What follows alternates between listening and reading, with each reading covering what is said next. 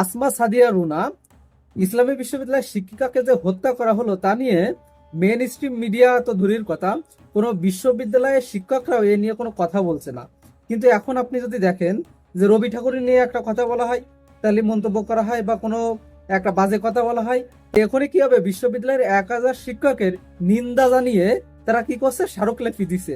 কিন্তু একজন ইউনিভার্সিটির শিক্ষিকা, তাকে যে নির্মমভাবে এই যে হত্যা করা হলো, এ বিষয় নিয়ে মেন স্ট্রিম মিডিয়া, কোনো শিক্ষক, কারোর কোনো ভূমিকা নাই।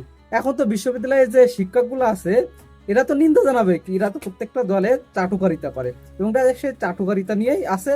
এরা কে কি মূল্য, শিক্ষা ব্যবস্থার কি অবস্থা, এইসব নিয়ে এদের কোনো মাথা ব্যথা না।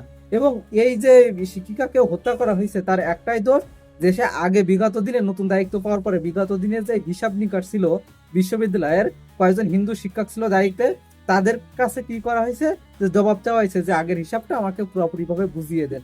সো এই জন্যই তাকে কি করা হয়েছে, হত্যা করা হয়েছে এই রমজান মাসে, তো ইসলামী বিশ্ববিদ্যালয়ের মতো জায়গায়। কিন্তু এ বিষয় নিয়ে সরকার, মিনিস্ট্রি, মিডিয়া, শিক্ষাঙ্গনে কোনো কিছু নাই। সুতরাং আমি দাবি জানাবো, সবাই সোচ্চারণ এবং আওয়াজ তুলুন এই শিক্ষিকাকে ন্যায় বিচার পাওয়ানোর জন্য।